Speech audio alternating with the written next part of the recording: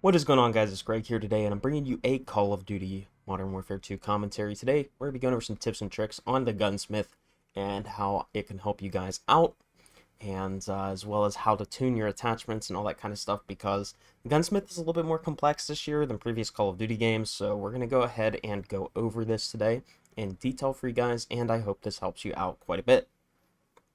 So here on screen, we're going to start off with the Lachmann 556, because if we go to the firing range, okay, I'm going to press triangle and go to the firing range, we can see here it's got some idle sway, and whenever I go ahead and fire it, recoil isn't too bad. I mean, it's pretty much just straight up. Pretty easy to control, especially if I just hold down the thumbstick in the opposite direction. One thing you do have to know is that your idle sway is going to continue as you are shooting, so therefore this is going to throw off your recoil control, as well as it's going to make the recoil pattern itself more inconsistent. Just want to point that out there. So the first thing I want to do whenever I have a weapon like the Lachmann 556 is we want to look at the weapon's strengths. This type of weapon is not very good at close quarters because its time to kill is pretty mediocre. However, it does excel at farther ranges because the time to kill downrange is not as bad as some of the other guns in the game. So this is more of your mid-range to long-range AR, and therefore we're going to want to build the class around its strengths.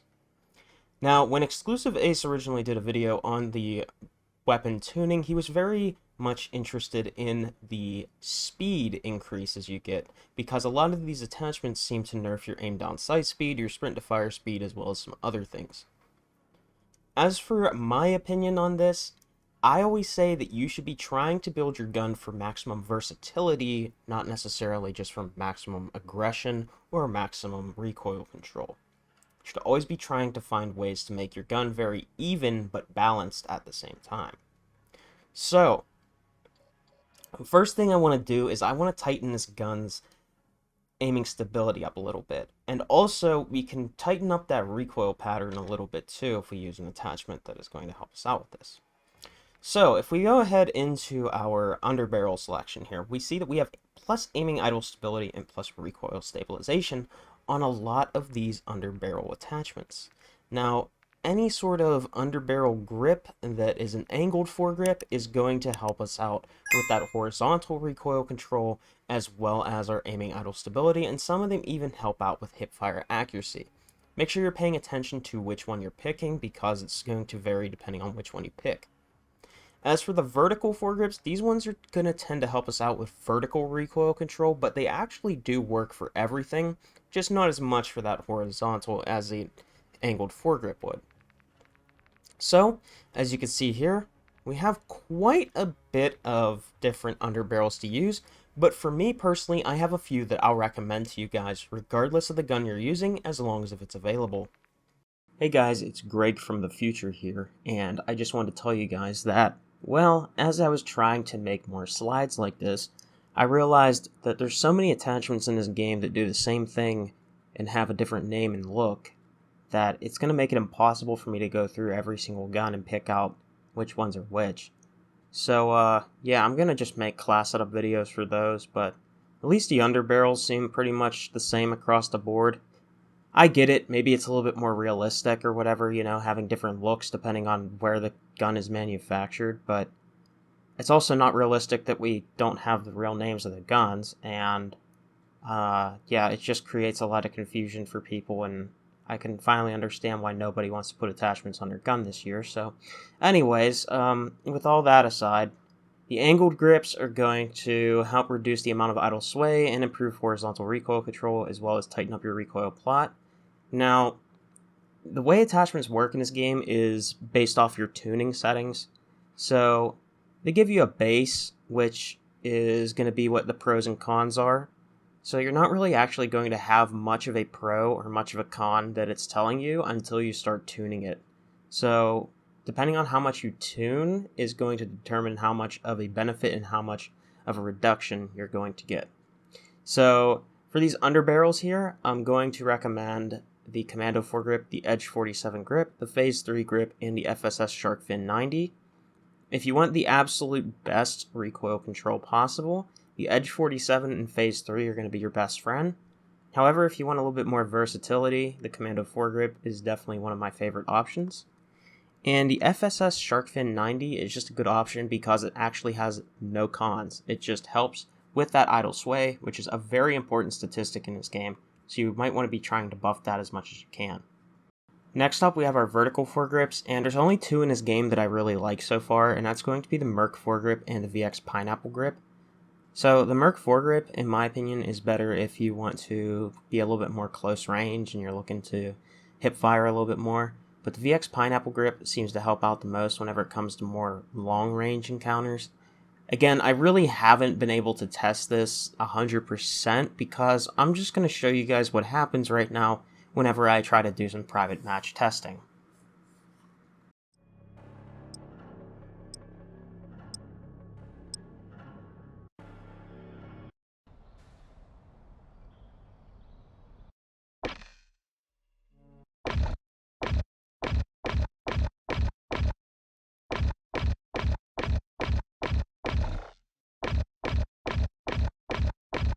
So, I apologize if you just got sent to the hospital for a seizure, but InfinityWard is not very kind on your eyes, as you can see.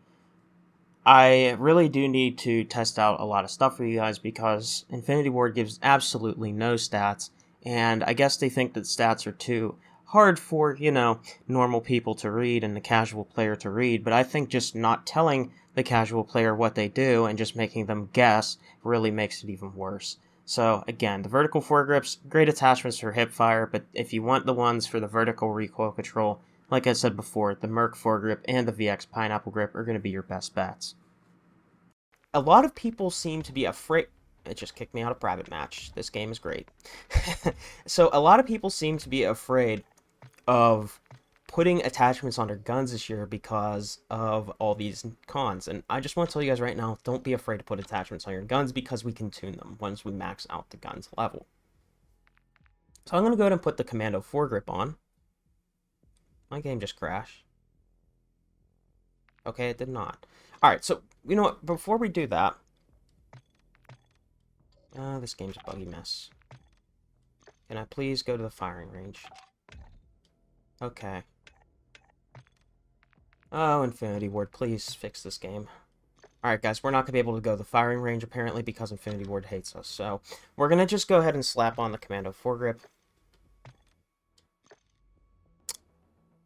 Man.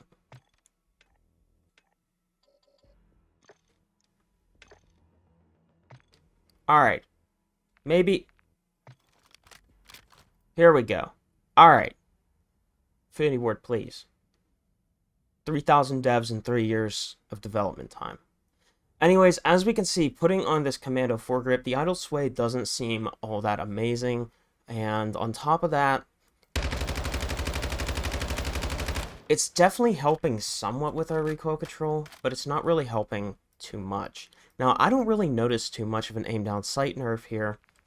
So I'm going to go ahead and I'm going to actually go ahead and start tuning this attachment.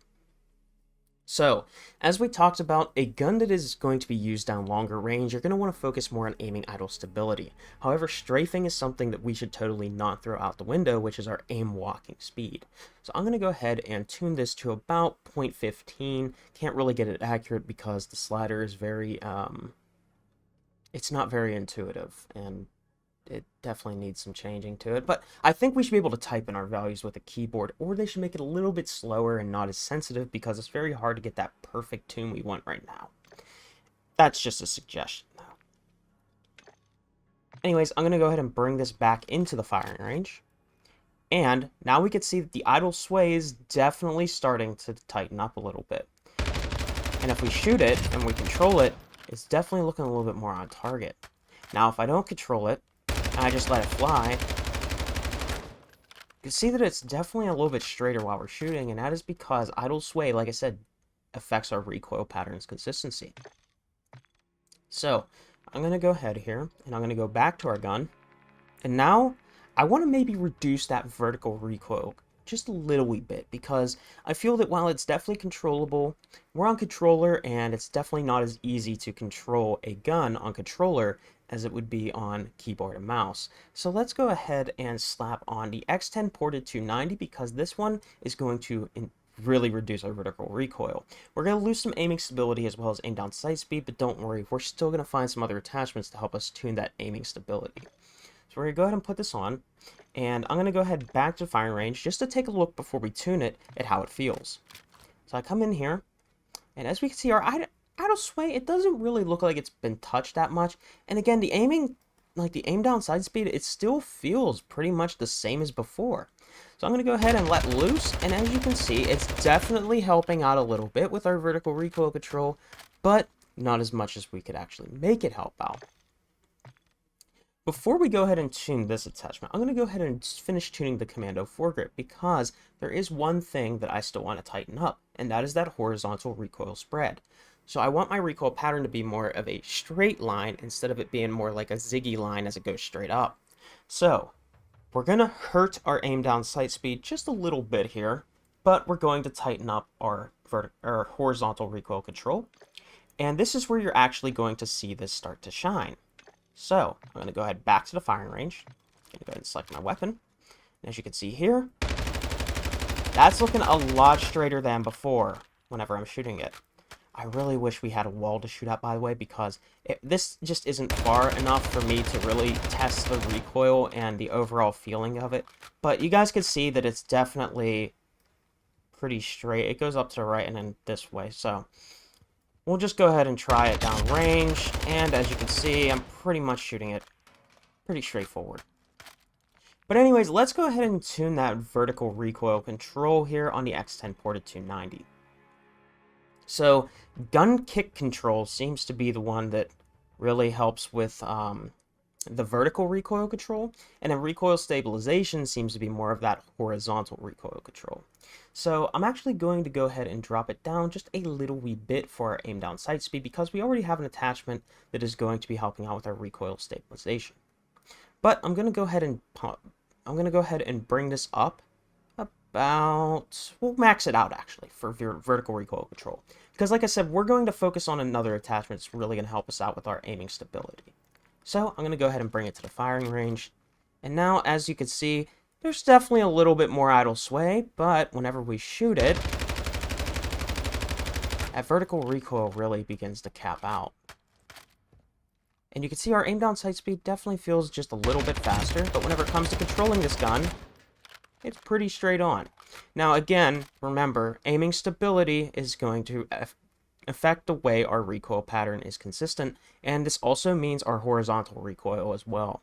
So I'm going to go ahead and shoot this closer range target, and you can see that it's pretty easy to take out these targets with the gun that we have right now, and that's only 2 attachments. But we can further buff this gun. Since I said this gun is going to be a weapon that we are going to use down range a little bit more, I'm going to highly recommend we put on high velocity rounds. As for high velocity rounds, the only thing I really like to tune about this is I like to give it just a little bit of a damage range boost. And that's just so we can further extend out our damage ranges. I don't like to mess too much with the actual bullet velocity stat because we're going to start losing our accuracy as we give it more bullet velocity. We already gain a good amount of bullet velocity with that attachment, so therefore, it's going to help us connect our bullets to our targets much quicker, and therefore, we're going to have to lead a lot less down farther ranges. Now I'm going to go ahead and I am going to take a look at some of the other attachments that's available for our weapon. In the barrels category, these are generally going to help us out with some sort of recoil control, maybe mobility if it's a smaller barrel, but if it's a longer barrel, I like to really focus on longer barrels for assault rifles because it's going to give them bullet velocity, damage range, as well as some recoil control. So as we can see here, the almost 16-inch Lachmann wrap barrel is going to help us out with quite a bit of our bullet velocity, damage range, as well as recoil control. However, there is one thing that should be said about that barrel. It's going to slow the gun down pretty heavily. Alright, if we put this on and we bring it to the firing range, take a look at our ADS time. It's definitely slowed down. Now, since this gun is a weapon we're going to use for longer ranges, I'm not too worried about the ADS time because you have to think of aim down sights time as in what range are you going to be taking your enemies on.